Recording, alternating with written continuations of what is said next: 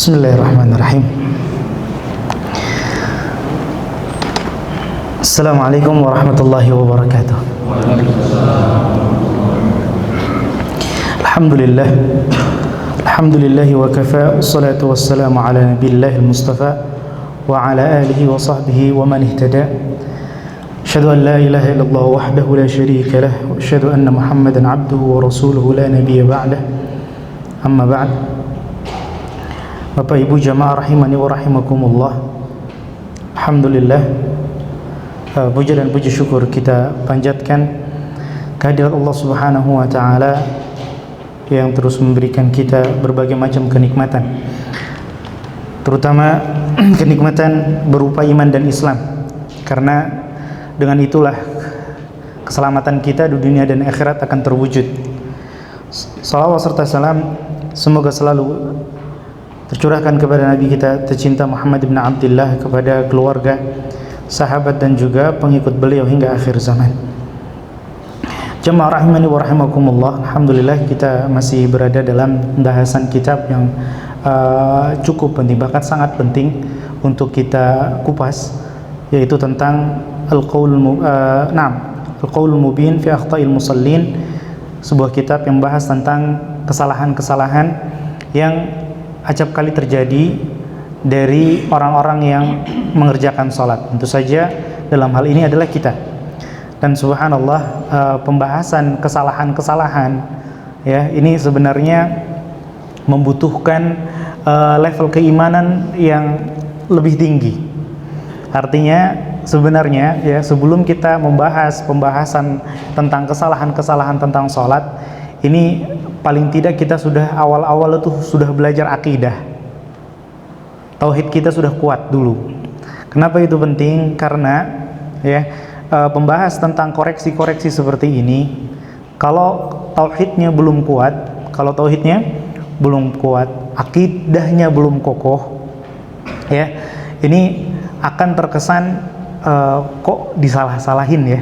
Nah, kok orang sholat kok disalah-salahin. Padahal sekali lagi ya, kita belajar ya, itu fungsinya bukan menyalahkan tapi membenarkan. Ya. Maka itu penting. Karena seringnya mungkin ya, para khatib penceramah itu mudah sekali menyampaikan ceramah atau khutbahnya ketika pembahasannya adalah tentang amal soleh, kebaikan. Seringnya kan seperti itu ya. Karena orang lebih cenderung mudah untuk menerima yang sifatnya amar ma'ruf dibanding dengan nahi mungkar. Orang kalau dilarang cenderung ya, dia tahan diri gitu ya. Jangan larang saya. Kalau diajak, ayo. Ya. Tapi kalau dilarang itu biasanya defensif ya, seperti itu ya. Nah, maka penting sekali ya, sebelum membahas ini ya, tentu saja kita sudah belajar tauhid, akidah dan seterusnya. Nah, karena nanti pembahasan ini ya, itu akan banyak sekali menyinggung kesalahan-kesalahan yang kita adalah pelakunya. Nah, kita siap nggak nih berubah? Kan gitu kan tuntutannya. Kan kita nuntut ilmu, duduk di kajian bukan hanya sekedar ya udah duduk dengerin ceramah, jiping kata orang, ngaji kuping, masuk telinga kanan, keluar telinga kanan lagi, subhanallah ya, mampir aja enggak itu, mantul, subhanallah ya. Maka perlu kita siapkan hati ya, agak panas memang, agak panas. Seringkali kalau kita dilarang itu, sikap kita itu apa? Cari pembenaran. Kan gitu ya. Padahal jelas ayatnya, hadisnya dijelaskan sesuai dengan pemahaman generasi terbaik, yaitu para sahabat. Tapi kita, ada kok ustadz yang membolehkan, ada kok ulama yang bilang nggak apa-apa, ada kok. Subhanallah. Maka di sini ya, betul tadi yang disampaikan oleh Syariza tadi ya, bahwa duduk di sini kita luruskan niat kita, bismillah. Kalau memang ternyata ada yang salah dari diri kita ya, maka kita akui itu kesalahan. Kan konsep istighfar kan gitu ya, mengakui kesalahan. Percuma kita istighfar tapi nggak mengakui kesalahan kita. Nah, oke. kita masuk ke kesalahan yang ketiga. Setelah kita bahas yang pertama yaitu pakai baju ketat, kan begitu ya. Kemudian yaitu yang kedua pakai baju tipis, ya. Dia nggak ketat, longgar, tapi tipis. Bahkan ada pembahasan disebut juga sama Syekh bahwa bukan sekedar nggak tipis, tapi nggak membentuk lekuk tubuh, karena ada beberapa bentuk, ada beberapa jenis bahan dia nggak tipis, nggak ketat, tapi kalau dipakai ngejiplak gitu ya, membentuk lekukan tubuh. Ada yang seperti itu. Nah, beberapa bahan kerudung ada yang seperti itu, lebar kerudung, masya Allah, tapi ketika dipakai lekuk tubuhnya kelihatan. Nah, karena mungkin berat gitu ya, atau jenisnya elastis dan berat, biasanya yang seperti ini yang mudah membentuk lekuk tubuh.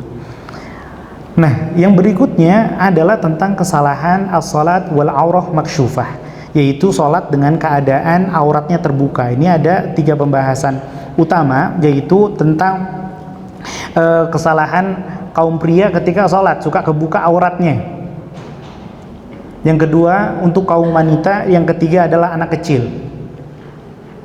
Jadi yang beliau titik beratkan ada berapa golongan di sini? 3. Yang pertama siapa? Laki-laki. Yang kedua perempuan, dan yang ketiga anak-anak. Ya, anak-anak.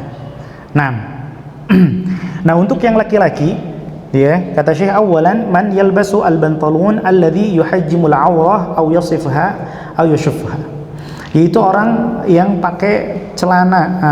Lagi-lagi celana kena ya, subhanallah. Nah, orang yang salat pakai celana, yang mana celana ini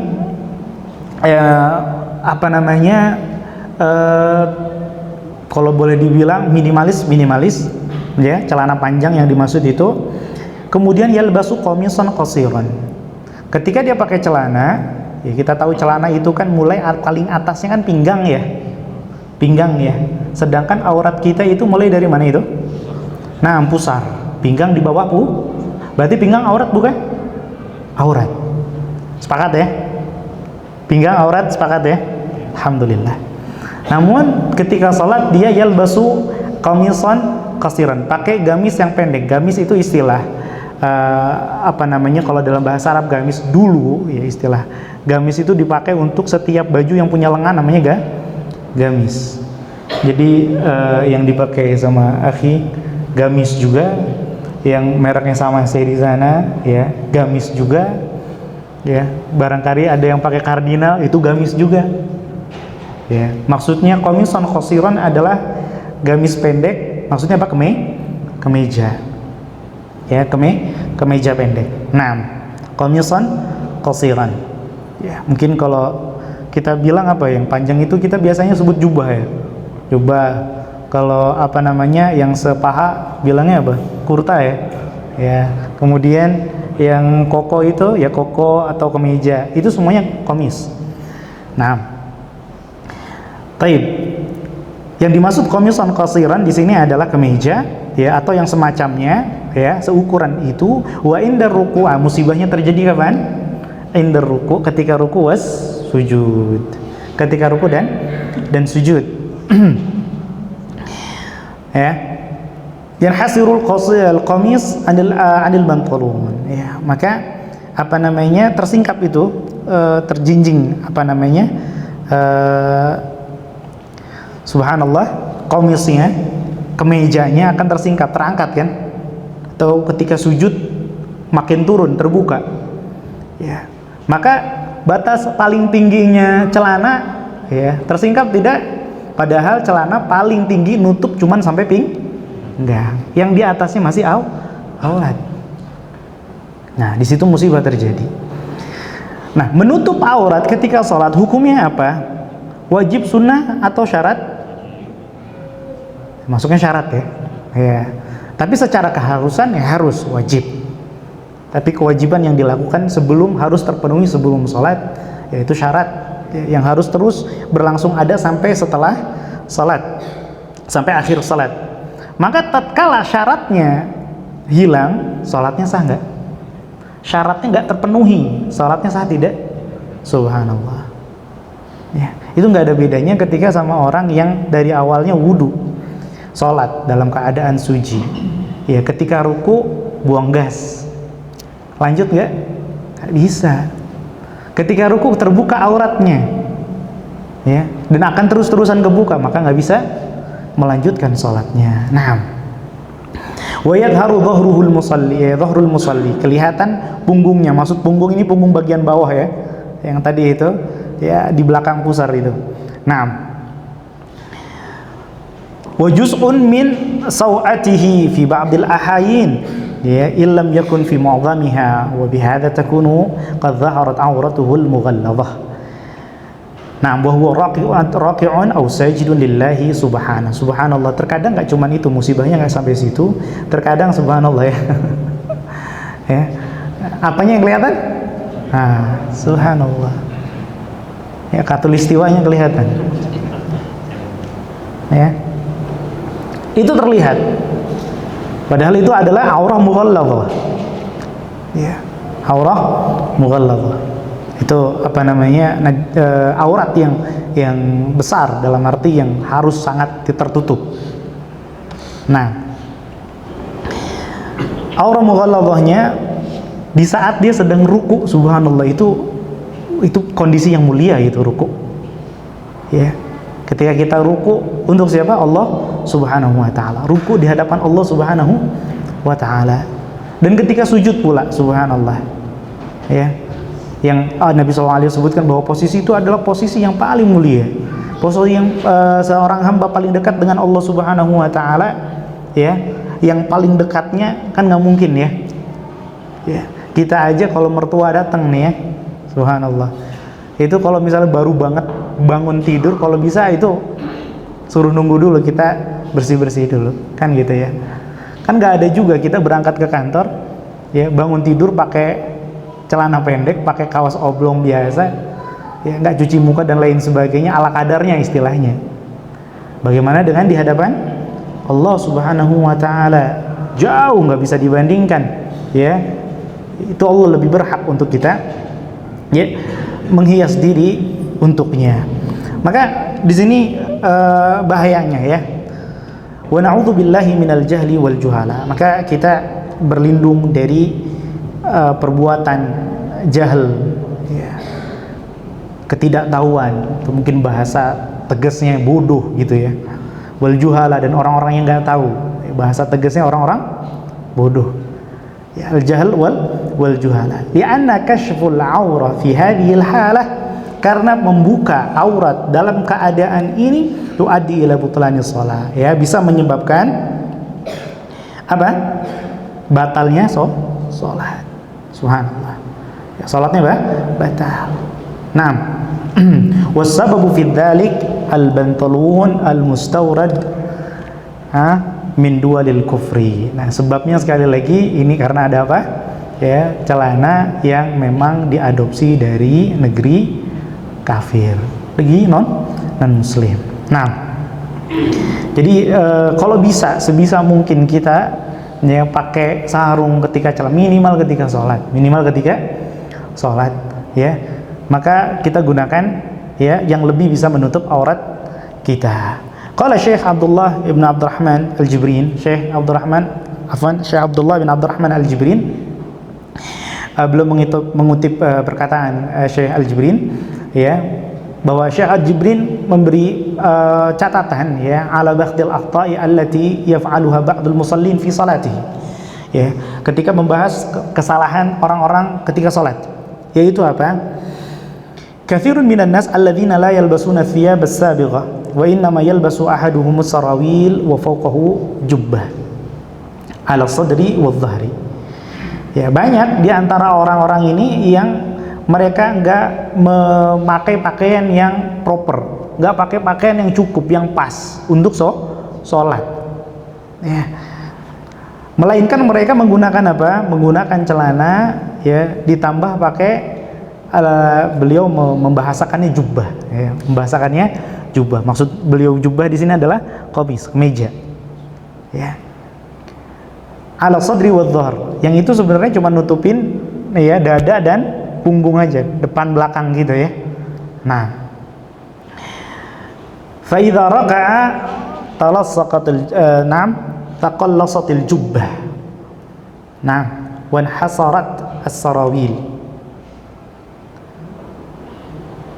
Maka tatkala dia ruku, bajunya tersingkap, celananya juga melorot kan gitu ya. Subhanallah. Kharaja ba'dhu dhahri, maka muncullah sebagian punggung, wa ba'dhal ajzi, dan sebagian ya al-ajz itu apa bahasa halusnya ya? Ya bahasa tegasnya bokong gitu ya. Ya al-ajz, bokongnya kelihatan. Nah, mimma huwa aurah, dan yang mana itu adalah aurat. Bihaitsu yarahu man khalfahu, yang mana kalau kita di belakang orang ini kelihatan nggak? Kelihatan. Risih atau nggak risih? Risih. Kalau kita nggak risih, wah, ya perlu dicurigai gitu ya. Kalau nggak risih dengan pemandangan aurat seperti ini, perlu dicurigai. Nah, risih. Nah, wa khuruju ba'dil aurah, ya, dan yang mana nanti akan keluar ya sebagian atau nampak sebagian aurat, yang mana nampaknya aurat tersebut yubtilus shalah, bisa membatalkan salat. Subhanallah. Jadi yang lebih diperhatikan ya terutama adalah bagian bawah. Hati-hati kalaupun misalnya ya kita terbiasa aktivitas dengan celana, aktivitas di luar pakai celana, ya mudah-mudahan Allah Subhanahu wa taala maafkan kekurangan kita ya warga di Indonesia ini, ya kaum muslimin kita di Indonesia, yang kita mungkin banyak di antara kaum muslimin aktivitas pakai celana, umumnya kan seperti itu ya. Maka harus lebih diperhatikan lagi. Ya, kalau perlu coba simulasi di rumah. Ya, coba Abi mau sujud nih, mau ruku nih, kelihatan nggak? Kalau pakai baju ini kelihatan nggak? Oh ini udah kecil nih kemejanya nih, nggak bisa kelihatan. Udah. Ya, kalau masih layak dihadiahin aja ke orang lain pakaiannya, entah ke adik, entah ke tetangga atau siapapun itu. Karena sudah nggak layak pakai. Karena pakaian yang layak pakai adalah pakaian yang menutup aurat. Nah, tapi itu untuk yang laki-laki. Ya, insya Allah koreksinya nggak banyak ya. Tapi seputar itu ya, seputar ya masalah aurat. Kemudian ya, Anda mungkin tekankan seperti yang kemarin itu, yaitu bagi yang pakai baju yang pakai kancing. Yang pakai kancing. Ya, itu kalau misalnya kita bungkuk atau duduk, itu bagiannya kan celahnya suka kebuka aja gitu ya. Ya, celahnya suka kebuka. Kalau celahnya mungkin bagian dada masih aman karena itu bukan aurat. Tapi kalau bagian pusar ke bawah, itu kadang suka kemana-mana pusar kita itu. Ya, nah, maka itu hati-hati juga. Ya, ruku, sujud dan seterusnya, ya jangan sampai aurat kita ya terbuka hanya karena kita pakai kemeja nggak pakai daleman. Bukan berarti pakai kemeja yang kancing nggak boleh. Ya, teman, lebih amannya pakai apa?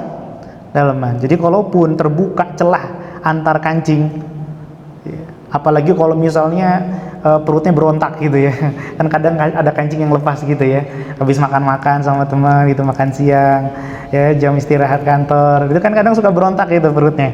Ya tahu-tahu kancing lepas satu nggak sadar gitu kan. Nah itu kalau kita nggak pakai kaos dalam bahaya.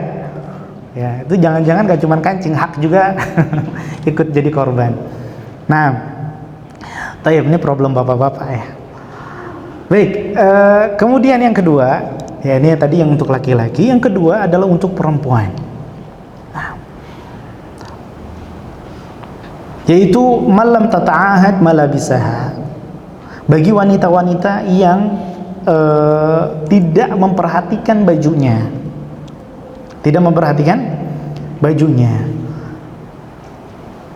walam takun harisatan ala satri jami' badaniha. Wanita-wanita yang enggak begitu semangat untuk menutup seluruh badannya. Subhanallah, syariat Islam itu ringan. Syariat Islam itu ringan. Coba deh di kilo.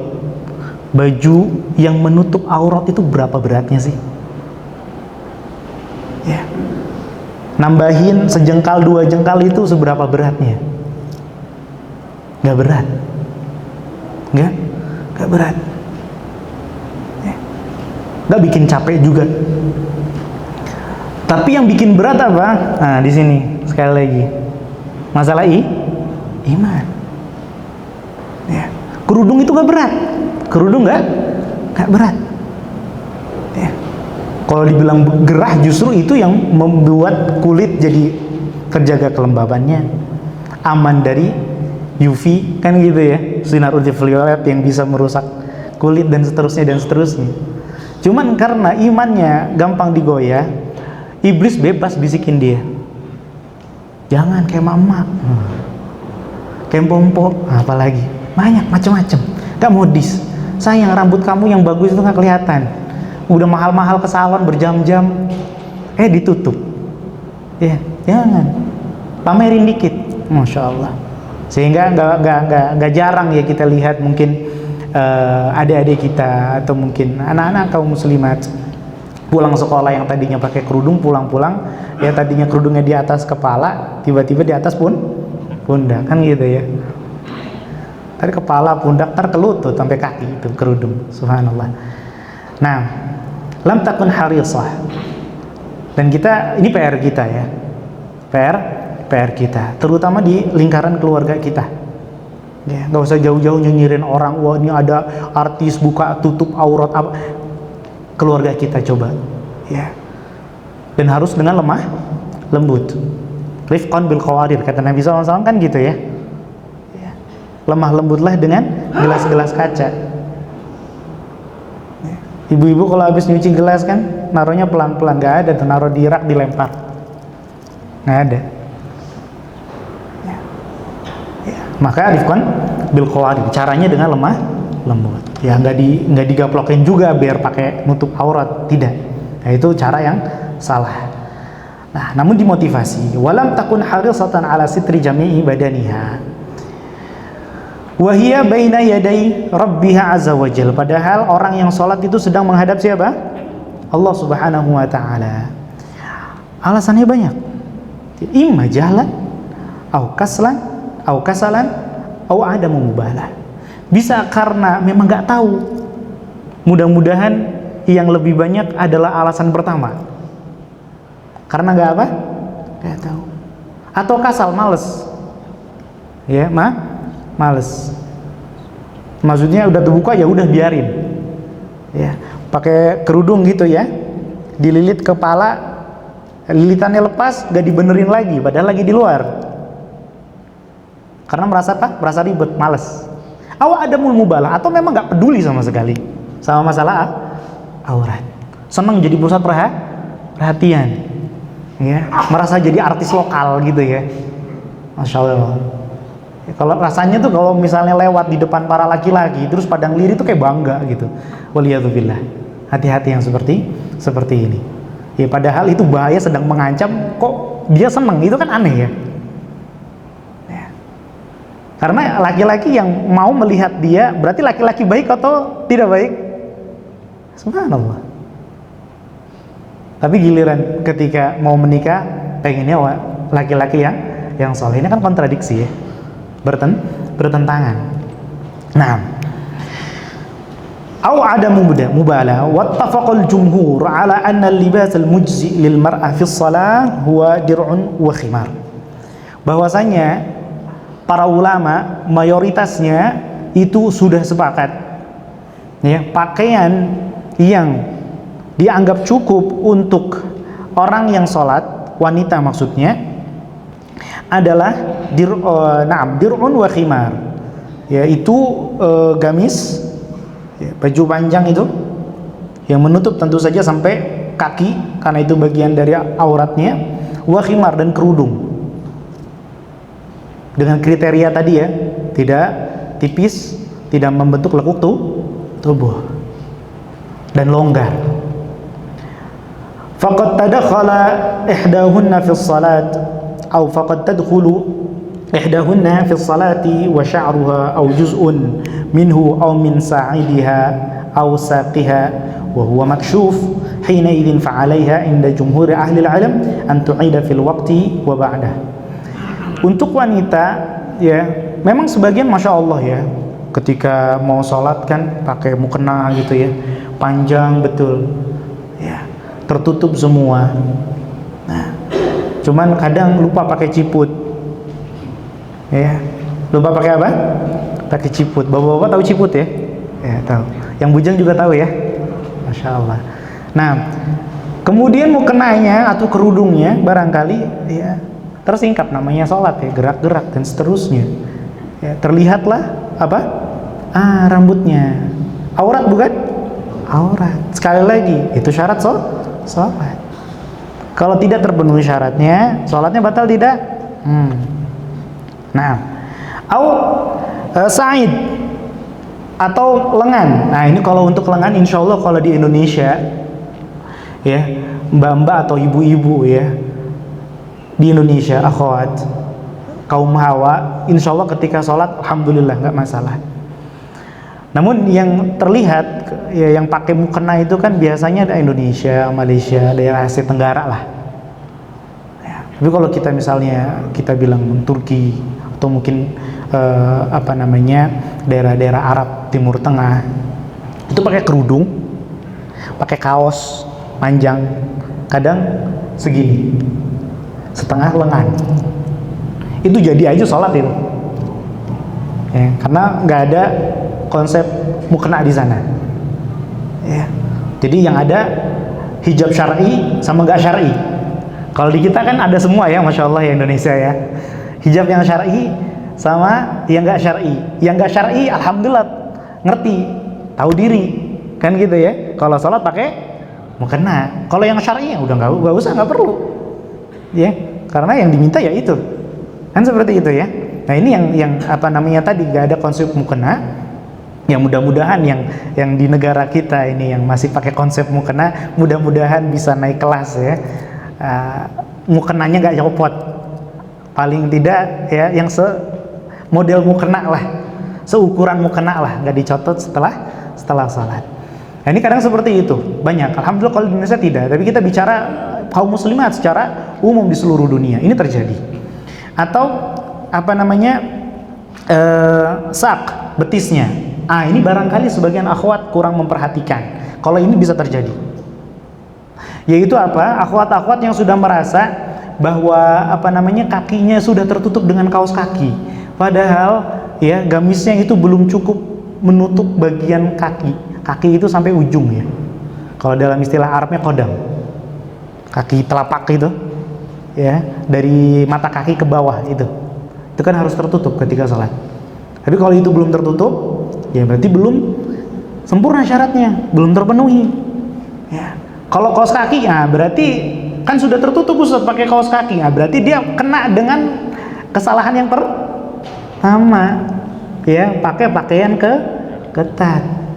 Kaos kaki itu buat daleman aja, sama kayak bapak-bapak pakai kaos, dalemannya kemeja. Kalau seandainya tersinggap, paling tidak ada kaos di dalamnya. Kaos kaki juga demikian. Jadi pakai kaos kaki itu nggak wajib. Buat akhwat, ini sekali lagi ya, barangkali ada yang belum salah paham ya, dikiranya yang wajib adalah pakai kaos kaki. Enggak wajib. Justru kaos kaki itu ya bukan pakaian yang syar'i kalau boleh dibilang. Kenapa? Karena dia ketat. Terus kalau dikira pakaian kaos kaki, pakai kaos kaki aja tuh sampai paha, stocking ya. Menutup aurat nggak? Kan enggak. Tapi kaos kaki fungsinya adalah untuk yaitu tadi jaga-jaga. Kalau seandainya bajunya tersingkap, lebih ke itu fungsinya. Jadi bukan menjadi penutup aurat utamanya. Ya, maka kalau misalnya sudah merasa atasannya syar'i, maka bawahnya juga harus sampai syar'i. Ya. Kalau yang ngatung di atas mata kakinya itu berarti sholat. Ya, sudah kita bahas dengan pakaian seperti ini, meskipun pakai kaos kaki berarti makruh. Tapi kalau nggak pakai kaos kaki batal. Buat perempuan yang tadi gamisnya di atas mata kaki atau masih ngeliatin kakinya, kemudian nggak pakai kaos kaki, berarti sholatnya batal. karena auratnya terlihat. Kalau pakai kaos kaki nggak batal, tapi makruh. Yang sempurna pakai kaos kaki, ya tetap pakai pakaian yang panjang menutup sampai kaki. Mudah-mudahan dimengerti ya akhwat ya. Nah, taib. Dan ini kata beliau, inda jumhur ahli ilm, ya, mayoritas ulama berpendapat bahwa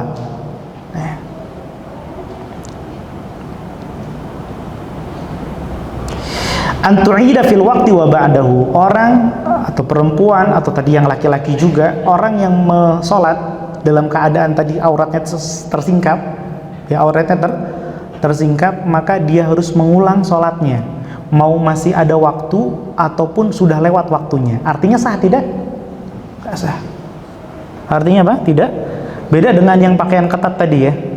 Ya jumhur ulama, sebagian ulama berpendapatnya kalau masih ada waktu, artinya belum habis waktunya, maka dia ngulangin. Kalau sudah habis ya sudah. Tapi kalau sampai terbuka auratnya, kelihatan kulitnya, ya, maka harus diulangi meskipun sudah lewat waktunya. Ini penting, perlu kita ketahui. Karena apa? Wa dalilu dzalik, ini ada dalilnya tentu saja ya. Kita beragama ya, tidak ambil pendapat ya, asal katanya, namun harus dengan dalil. Dalilnya apa? Dalilnya adalah wa dalilu dzalika marwat as-sayyidah Aisyah, yang diriwayatkan oleh Sayyidah Aisyah radhiyallahu taala anha, bahwasanya Nabi SAW bersabda, tidak diterima sholatnya seorang yang haid kecuali dengan kerudung.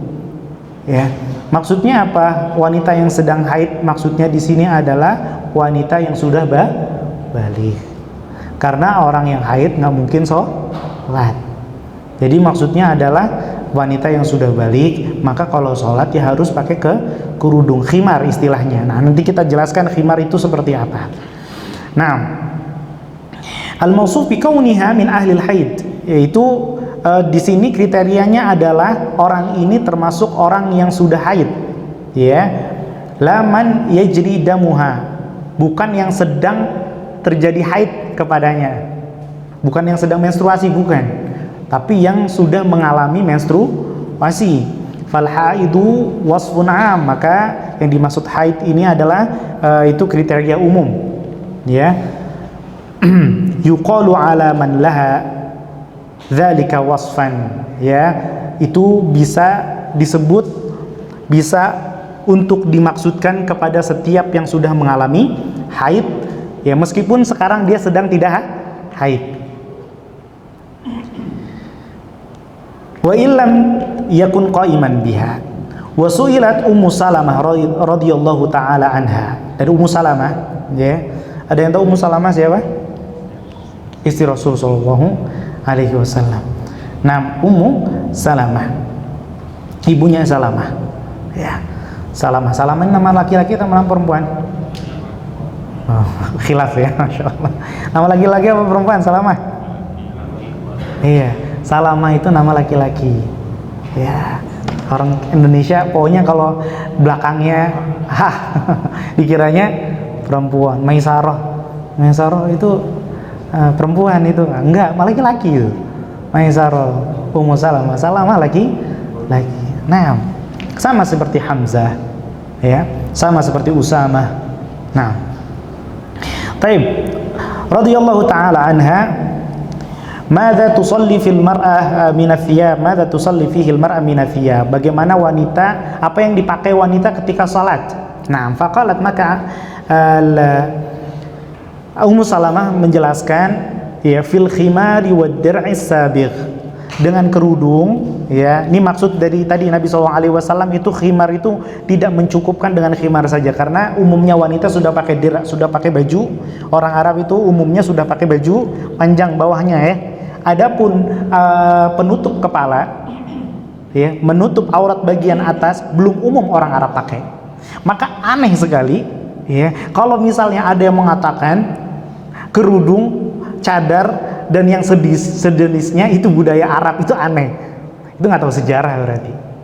Nanti beliau menyebutkan di sini bagaimana sejarah hijab itu diturunkan di tanah Arab. Ya, sama tanah Arab zaman dulu sama Indonesia zaman dulu, ya pakaiannya kurang lebih sama, nggak pakai kerudung, Justru ya orang-orang yang nggak pakai kerudung sebenarnya dia ngikutin budaya Arab. Zaman kapan? Zaman Islam atau zaman jahiliyah? Zaman jahiliyah tapi. Nah, ini bahayanya. Nah, taib. Kata Ummu Salamah radhiyallahu anha, al-khimar wa dir'is sabigh. Kerudung ya, dan juga baju yang panjang menutup sampai kaki, alladzi yughayyibu zuhura qadamaiha, yang bisa menutupi ya atas telapak kakinya. Artinya kaki bagian paling bawah itu antara mata kaki ke bawah itu udah ketutup semua sampai telapak. Ya, maksudnya telapak itu bukan bagian bawahnya saja ya. Kalau bagian bawahnya itu, kalau kita bilang telapak itu kan bagian yang paling bawah ya. Ya, kalau dalam hadis-hadis ataupun ayat, kalau dibilang telapak kaki ataupun tangan, ya itu maksudnya bukan bagian bawahnya saja, tapi atasnya, lebih ke atasnya. Karena di Indonesia nggak ada yang terjemah kodam kalau bahasa Inggris mungkin ada foot gitu ya. Kan ada leg, ada foot gitu ya, bagian bawahnya. Tapi kalau bahasa Indonesia apa itu? Telapak kaki paling bawahnya. Kalau sama atasnya apa? Punggung telapak kaki paling gitu ya. Harus agak panjang punggung telapak kaki. Naam, wa su'ilal Imam Ahmad ya. Dan Imam Ahmad juga ditanya, al-mar'atu fi kam thawbin tusalli? Perempuan itu mesti berapa pakaian dia pakai untuk sholat? Qal aqalluhu, maka al-Imam rahimahullahu ta'ala mengatakan paling sedikit minimal dir'un wa khimar, ya, baju panjang dan juga kerudung.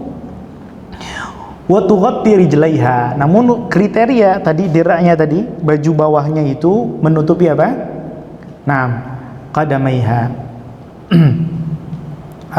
bagian kakinya. Nah, ini hati-hati, sebagian mukena atau mungkin umum ya. Mukena itu konsepnya bukan dirak wa khimar ya, bukan baju gamis dan kerudung ya, tapi konsepnya rok ya. Ya, konsepnya rok, atasnya kerudung. Itu hati-hati, karena ketika ruku ya bisa jadi ada yang tersingkap. Bisa jadi ada yang tersingkap. Maka hati-hati yang masih pakai mukena ketika untuk sholat, yakinkan betul kalau memang ketika sholat itu ya mukenanya ketika takbir. Nah, itu kan kalau misalnya pakai lengan pendek kan nanti bisa kelihatan kulitnya. Takbir, apalagi lagi semangat banget, Allahu Akbar gitu ya, lagi taraweh hari-hari pertama kan kadang seperti itu, subhanallah. Nah, itu diperhatikan juga. Makanya di sini penyebutannya ya adalah dira.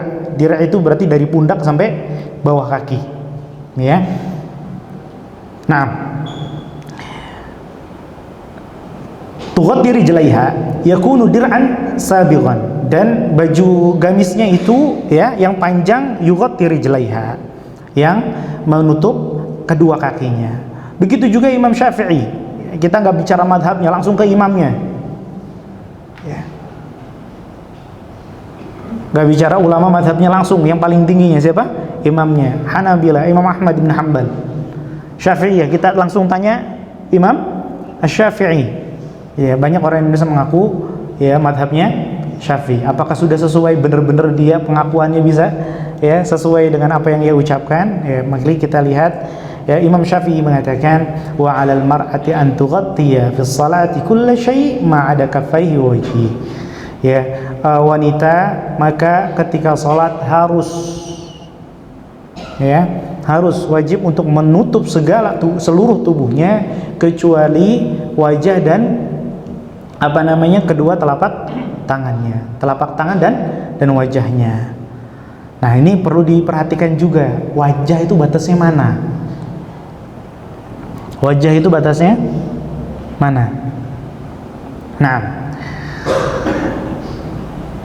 wajah dalam bahasa Arab itu artinya yang bisa kita lihat ya, orang secara langsung yang bertatap muka dengan kita. Nah, sehingga ya, batasan wajah kata para ulama, dan ini dibahas ketika pembahasan wudu, adalah ya untuk yang horizontalnya, mendatarnya itu dari ujung telinga ini, daging kecil itu ya, daerah situ, sampai satu sebelahnya lagi daging kecil di telinga itu, sini ya. Ya, akhwat insya Allah bisa memperhatikan juga ya, daerah sini, dari telinga sampai telinga ya. Nah, itu ardon tulan. Secara vertikal gimana? Dari tumbuhnya rambut di depan, di atas ini, sampai kapan? Sampai sini, sampai dagu. Sampai dagu tuh sini ya, depan sini yang kelihatan. Ketika kita menatap orang, nah ini yang kelihatan di sini. Ini aurat, ini wajah, ini wajah. Ya, batasannya ya itu mengikuti garis rahang. Ini wajah. Pertanyaannya, yang di bawah rahang itu wajah bukan? Sini maksudnya? Kalau misalnya ada ya, akhwat ya, misalnya ada tiba-tiba ada nasi lah di sini katakanlah gitu. Itu anti di wajahnya ada apa gitu bilang? Enggak kan? Kalau di sini udah nggak dibilang wajah. Maka tadi ya, bahwa keharusan yang dibuka ketika sholat adalah telapak tangan dan wajah. Selainnya dibuka apa ditutup? Wajib ditutup. Berarti sini di bawah dagu terbuka atau tertutup? Harusnya tertutup. Namun banyaknya ya, coba kita cek deh nanti ibu-ibu ya, mukenanya, kerudungnya. Itu di bawah dagunya kelihatan nggak? Tertutup sama kerudungnya apa enggak? Nah, kan sukanya kan ditarik ke belakang sampai leher gitu ya. Nggak umum, Ustaz, malu. Itu aneh. Ya kalau kita lihat tuh model-model kerudung Arab, atau mungkin di Malaysia udah marak ya. Itu segini. Nutup itu. Ya, meskipun sebagian pipi agak ketutup akhirnya, tapi paling tidak aurat di sebelah sini ya, dia juga tertutup. Kan seperti itu ya. Nah, ini yang bagian aurat yang suka luput sama ibu-ibu. Hati-hati, kebuka aurat itu syarat. Astagfirullah, berarti selama ini sholatnya diterima gak ya? Nah, itu koreksi juga buat kita, buat istri kita, buat anak perempuan kita, buat kakak adik kita, buat bibi kita. Nah, bismillah. Termasuk buat akhwat yang nggak pakai cadar. Tadi dimajuin dikit, aduh lucu tapi ya itu tadi kembali ya. Berat nggak sih sebenarnya majuin kerudung dikit sampai dagu lah?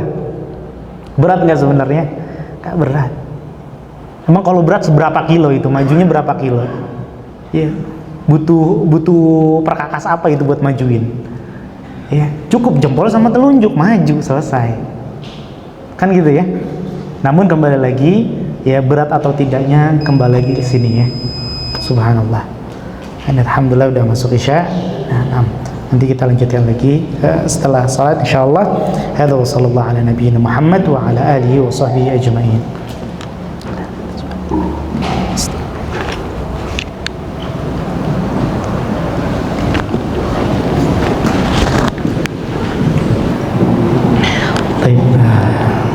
Bismillah, kita lanjutkan. Alhamdulillahi wa kafa, wassalatu wassalamu ala nabiyillah Mustafa wa ala alihi wa sahbihi wa man ihtada. Wa ba'd. Baik. Sedikit melanjutkan perkataan Imam Syafi'i. Ya, mungkin nanti untuk penjelasan tentang dalil hal ini nanti kita bisa lanjutkan pertemuan berikutnya, karena kelanjutan cukup penting ya untuk kita jelaskan panjang lebarnya. Nah, Imam Syafi'i di sini menegaskan wa kullul mar'ati auratun illa kaffaiha wa wajhaha. Seluruh tubuh wanita itu adalah aurat ya, kecuali apa? Wajah dan telapak tangan. Telapak tangan tuh maksudnya apa? Bukan telapak tangan depannya aja ya, belakangnya juga itu ya. Maksudnya Imam Syafi'i ketika telapak tangan itu maksudnya depan dan belakang ya. Artinya itu boleh terbuka ketika sholat. Nah sebagian kan mukena ada yang pakai ini ya, ditutup sininya ya. Itu sebenarnya nggak harus ya, karena biasanya kalau telapak tangan buat orang Indonesia cuman bagian bawah aja, sedangkan orang Arab bawah dan atas. Nah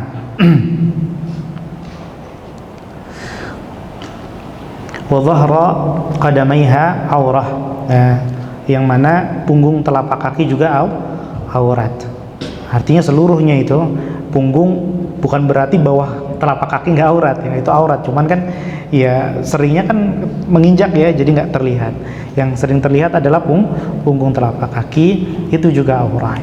Fa idzan kashafa minar rajuli fi salatihi syai'un mimma baina surratihi wa rukbatihi. Kalau terbuka dari seorang laki-laki ketika salat sesuatu antara pusar dan lututnya ya, karena ini auratnya laki-laki dari pusar dan lutut. Nah, maka harus di atas pusar dan di bawah lutut. Nah, terlebih karena kita akan sujud ya, akan tertarik kan ya. Nah, wa minal mar'ati min salatiha min sya'riha, dan begitu juga kalau seandainya wanita terlihat rambutnya ya, terlihat rambutnya, kulitnya ketutupan tapi rambutnya keluar menyelip di antara sisi mukenanya. Nah, itu juga ya harus dijaga ya, qalla au kathura, baik sedikit ataupun banyak, min wa min jasadiha, dan yang lainnya. Ini contoh-contoh kecil saja dari Imam Syafi'i karena biasanya yang kurang terperhatikan ini. Kemudian beliau menguatkan dan dari seluruh bagian jasadnya, artinya aurat yang lainnya, siwa wajhiha wa kaffaiha, selain wajah dan tangannya tadi, wa mimma yalil kaf ya, dan yang setelah telapak tangan, pergelangan ya, min maudhi'i mafsaliha, dari pergelangan tangan itu termasuk aurat. Pergelangan tangan termasuk aurat. Nah, wala ya'duhu ya, tidak boleh melebihi itu. Artinya jangan sampai pergelangan tangan ke bawah ada yang terlihat. Ilman alima au lam ya'lama, baik si laki-laki dan perempuan tadi udah tahu ataupun tidak tahu, a'ada salata ma'an, maka keduanya harus mengulangi salat.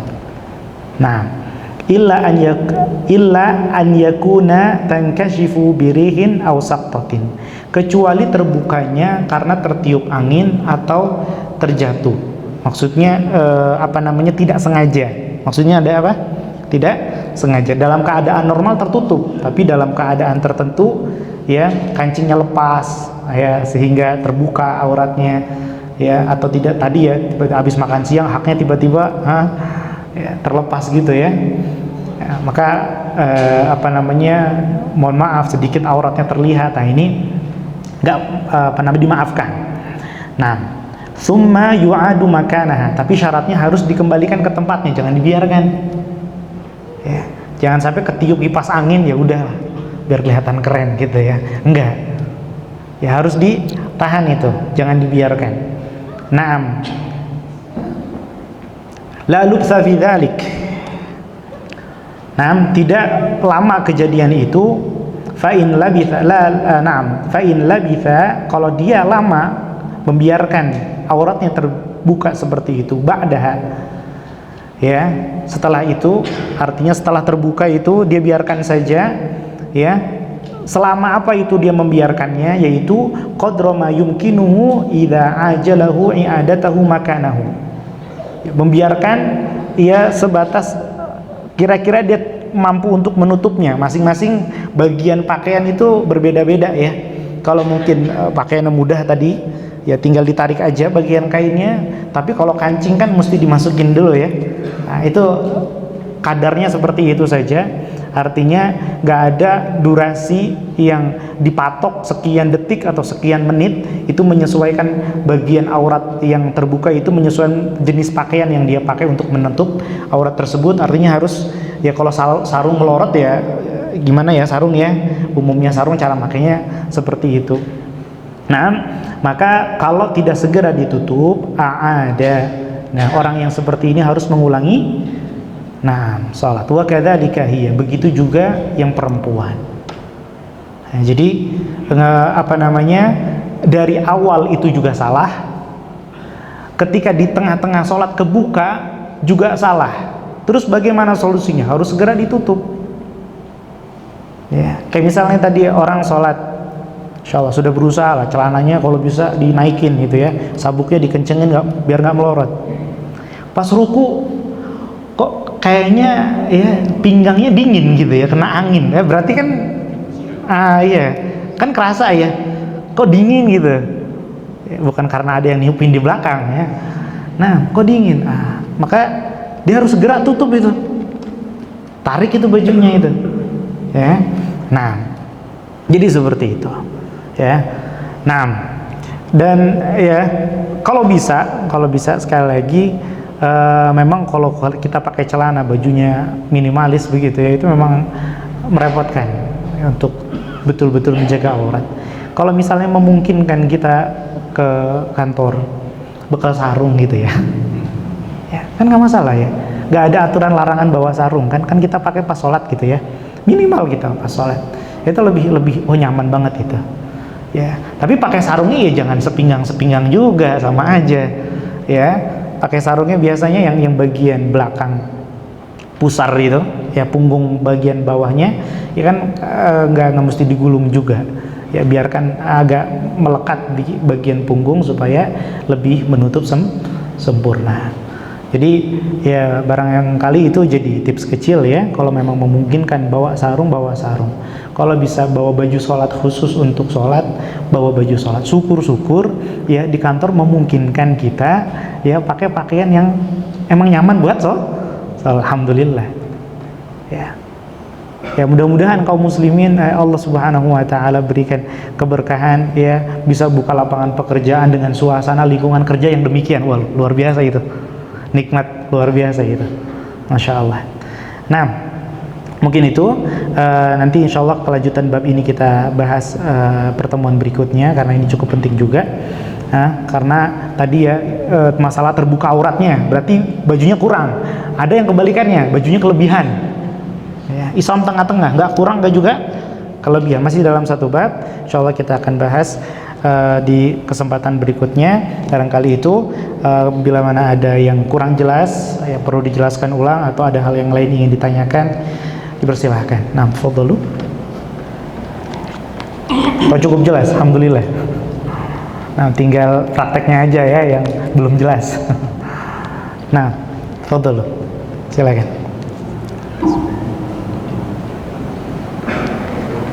Oh, Masya Allah. Nah, silakan Pak. Saya mau tanya ini mengenai orang laki-laki yang menggunakan celana yang press body, celana, dan itu ada sedikit lubang tersikat gitu. Itu sah sholatnya apa harus mengulang?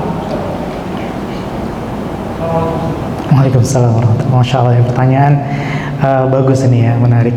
Bagaimana kalau seandainya ada di pakaian kita ya, tadi Bapak menanyakan tentang celana yang press body, kemudian ada ya di bagian yang harusnya menutup aurat ada sedikit rusak gitu ya, ada lubang sedikit. Nah, apakah sah sholatnya atau tidak? Nah, sebenarnya itu dua hal yang bisa kita bahas secara terpisah. Artinya itu yang lubang tadi, yang di baju itu yang kecil itu, yang harusnya menutup aurat tapi tidak, itu tidak khusus untuk pakaian ketat saja. Namun bisa terjadi juga dengan pakaian longgar. Betul tidak? Bagaimana dengan rusak-rusak yang seperti ini? Afdolnya adalah ditutup. Afdolnya adalah ditutup. Namun kalau misalnya tidak, kalau bolongnya kecil, yang sekilas orang nggak akan perhatian kalau itu bolong atau sampai kelihatan auratnya, ya, maka ini termasuk mimma yashukul ihtiraz minhu, hal yang susah dihindari ya Syekh, ya. Hal sesuatu yang susah untuk dihindari. Karena kita apalagi mungkin pakaian yang sering dipakai untuk aktivitas, apalagi mungkin sebagian aktivitasnya berat, kerjanya fisik ya, dengan mesin misalnya ya, atau dengan perkakas, tukang dan seterusnya, itu ada aja yang seperti itu. Ya, ini bab mimma yashukku al-ihtirazu minhu, yang susah untuk dihindari, dimaafkan. Dimaafkan. Ya, tapi afdhalah kalau masih bisa untuk ditutup, ya sekarang tukang jahit bahkan lubang agak besar aja baju bisa dirajang gitu ya, ditutup dengan teknik menjahit khusus, ya afdal. Tapi kalau misalnya aduh bolong ini sedikit, gimana sholat ya, atau ntar aja, nggak apa-apa sholat, insyaallah dimaafkan, jadi nggak masalah, baik yang ketat ataupun tidak ketat. Nah adapun yang ketat, maka kembali lagi hukumnya ke yang tadi. Jadi dua hal yang berbeda, bolongnya urusan sendiri, yang ketat yaitu urusannya tadi ya, karena itu makruh,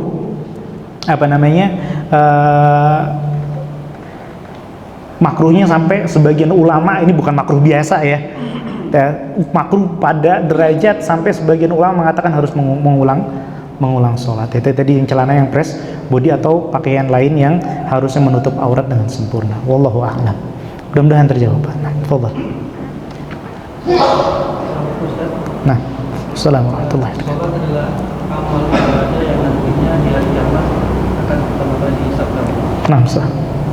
Nah, banyak dari kita mungkin ambil sholat itu yang minimnya, yang seperti tadi tapi tidak seperti afdal yang sebenarnya. Nah, apakah itu kan disebutkan hadis Tirmidzi atau dari Abu Hurairah, apabila sholat itu baik, maka baiklah amalan yang lainnya. Nah, apakah orang yang mengambil minim tadi dalam sholat tadi itu masuk dalam kategori rusak atau kurang baik sholatnya? Masya Allah. Jika kalau kurang baik sholatnya, maka amal ibadah dia seperti puasanya, zakatnya, haji dan lain-lain buruk dong berarti. Apakah seperti itu? Masya Allah. Afwan, Masya Allah, ini pertanyaan menarik juga. Terima kasih pertanyaannya. Baik. Dalam sholat nih, ada sempurna. Iya. Sholat. Ya, sholat yang para ulama sebutkan mendirikan sholat. Apa itu mendirikan sholat? Memperhatikan syaratnya. Enggak, memperhatikan ya wajibnya cukup enggak, bahkan memperhatikan juga sunnahnya. Ya, kesempurnaannya, khusyuknya. Ya. Itu sholat yang Nabi SAW bilang ya seperti mandi di sungai 5 kali sehari. Itu sholat yang seperti apa? Ya itu. Yutimmu khusyu'aha wa ruku'aha wa sujudaha, disempurnakan itu khusyuknya, sujudnya, rukunya dan seluruh gerakannya. Maka ini yang kita tertuntut untuk melakukannya adalah kita melaksanakan sholat dengan sempurna tadi. Tidak hanya dengan tata caranya saja, namun hati kita juga ikut sholat. Ini kadang kita kurang. Jasad kita sholat, alhamdulillah, aurat dan semuanya sempurna, namun hati kita juga ikut sholat. Lalu bagaimana dengan orang yang kurang kadarnya dari situ? Karena tentu saja yang namanya sholat akan berdampak pada ibadah yang lain. Bukan hanya berdampak pada ibadah yang lain, namun juga berdampak pada kehidupannya.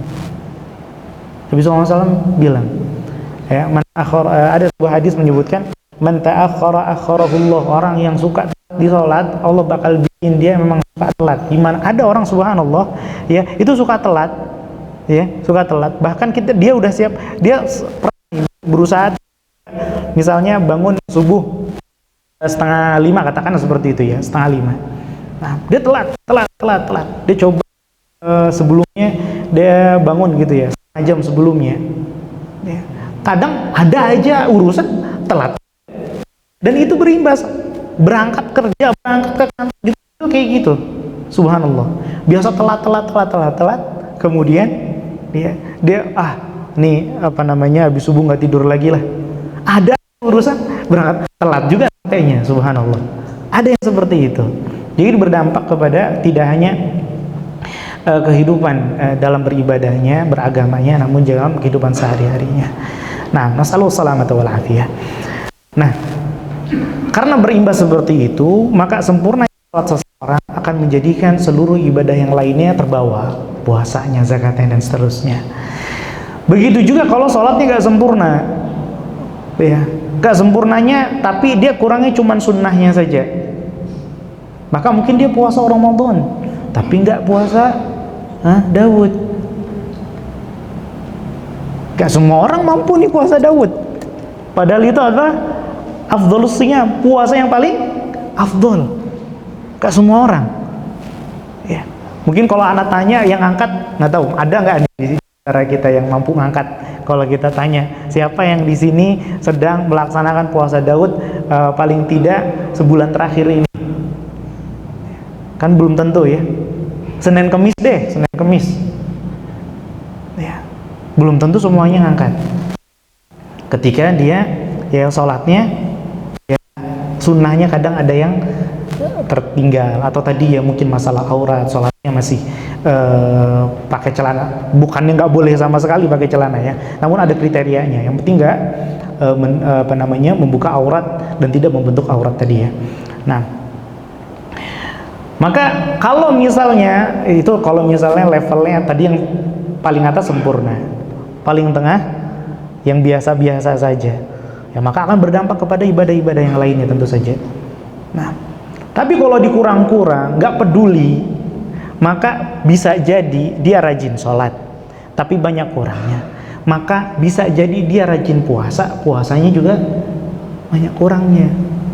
Senin Kemis sama puasa Daudnya, tapi ya yang puasa cuman perutnya, bisa jadi. Jadi semua berdampak. Berdampak. Maka sebisa mungkin kita ambil yang paling sempurna, paling afdal, ya, sehingga ketika kita mempraktekkan ibadah yang lain juga itu akan mengikut, ya. Serius sholat, puasa juga serius, bukan hanya sekedar rutinitas, hanya sekedar nemenin istri sahur misalnya, atau nemenin istri buka, ya. Sedekah juga bukan hanya sekedar rutinitas, oh ya nih dibawain sama istri, dikantongin ini jangan lupa masukin kotak. Bukan hanya sekedar itu, tapi memang benar-benar yang berdampak hati dan keimanan seseorang. Nah, itu akan berdampak. Ya, maka kalaupun harus kurang, ya tentu kita jangan pernah merasa diri kita sempurna. Kalaupun harus kurang, jangan sampai di bawah wajib. Jangan sampai yang di bawah wajib tadi, yang membatalkan sholatnya, yaitu yang minimal harus kita tutupi, itu membuka aurat, ya, syarat kurang dan seterusnya. Wallahu taala a'lam.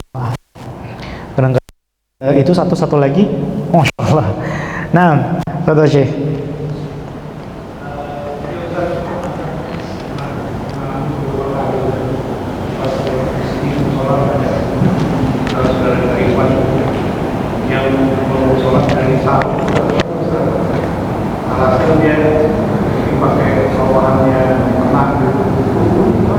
Masya Allah.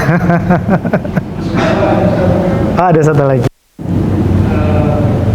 Gimana Ustaz kalau kita sholat setelah kita ada gangguan, ada saudara-saudara kita yang mungkin kerja seperti yang menyaksikan bahwa yang kurang, apakah kita harus bersabar aja atau kita harus gimana Ustaz?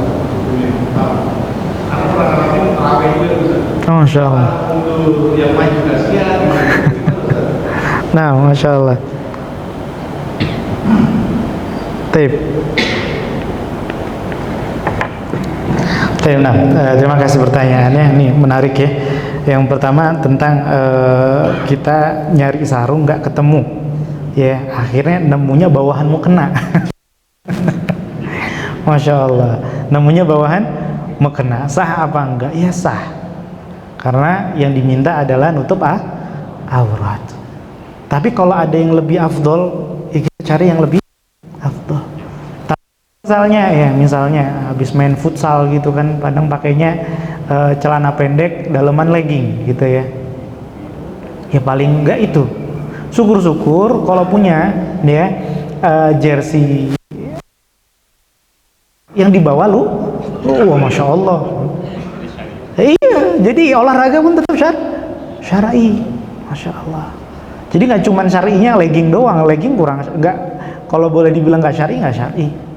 Ya. Meskipun ya kita tetap nggak menutup sebelah mata ya, masya Allah kita apresiasi. Mudah-mudahan bisa ditingkatkan lagi kan seperti itu. Jadi sah-sah saja ya kalau memang tidak ada yang lainnya ya. Nah, sedikit bocoran karena subhanallah dulu para sahabiat ya, balik lagi tadi tentang namanya cadar, katanya hijab itu budaya Arab. Dulu subhanallah wanita Arab gak ada yang pakai kerudung, gak ada ya, sama kayak ibu-ibu di pasar gak ada. Ketika turun ayat hijab, apa yang mereka lakukan ya, baju-baju yang tebel itu disobekin, dia apa? Disobek, subhanallah. Buat apa? Buat dijadiin kerudung. Bayangin baju udah dijahit ya kan, dilepas jahitannya supaya bisa dipakai buat sebegitunya ya.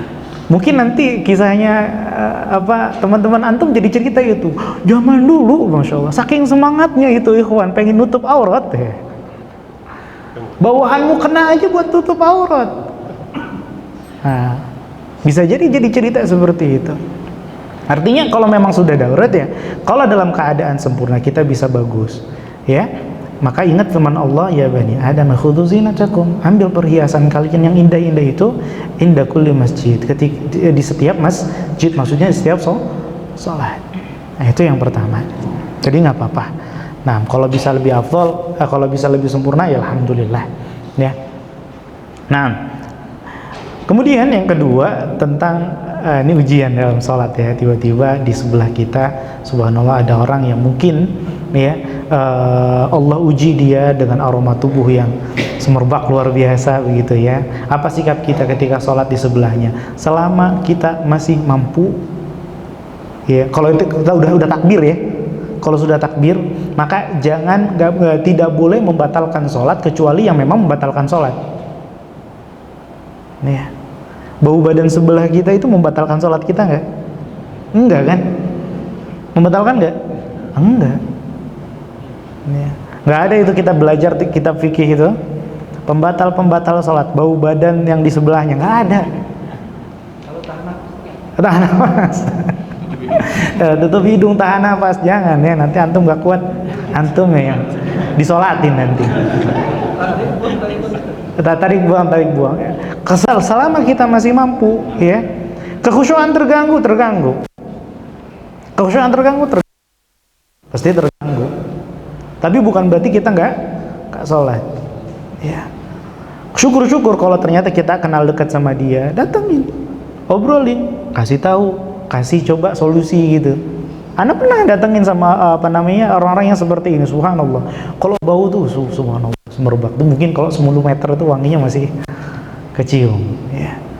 Datengin, akhi, berdua aja, jangan naik mimbar antum. Aib. Nah, berdua. Alhamdulillah sekarang udah nggak kan gitu. Ada solusi, bukan ada masalah ya. Ya kita kan diajarin gitu, ada masalah hadap, malah menghindari. Syukur-syukur seperti itu. Bisa alhamdulillah. Ya, kita menyelesaikan masalah kita dan juga masalah orang lain. Kan Islam dakwah. Itu bagian dari dakwah. Ya tentu kita coba dengan lemah lembut sebisa mungkin. Ya. Afwan ya, nanti barangkali setelah kajian jangan tersinggung kalau sebelahnya negur antum ya. Nah, kalau misalnya sampai muntah dan lain sebagainya di situ, ya mungkin ya sebagian ulama mengatakan muntah juga termasuk membatal sholat. Itu bisa mundur membersihkan muntahnya, dan nanti yang lain ya kasihan juga kalau ada yang. Jadi hemat kata ya, kita tidak mundur selama kita masih bisa bertahan di sholat itu, karena aroma tidak sedap atau hal yang mengganggu lainnya di sekitar kita itu bukan termasuk pembatal membatal sholat. Kayak kita ketika kerja sebelah ada proyek kan gitu ya. Ya, ibu-ibu lagi sholat, ya tetangga lagi renovasi, jedar jatuh, mau gimana lagi? Ya, maka Bismillah. Ya, barangkali itu menjadi penambah pahala sholat kita di sisi Allah Subhanahu wa Ta'ala. Wallahu Ta'ala a'la wa a'lam. Kita cukupkan sampai di sini. Akhirul kalam, alhamdulillahirabbil alamin. Kita tutup dengan doa kafaratul majlis. Subhanakallahumma wa hamdik, asyhadu an la ilaha illa anta astaghfiruka wa atubu ilaik. Syukran lakum wal 'afwu minkum. Wassalamu alaikum warahmatullahi wabarakatuh.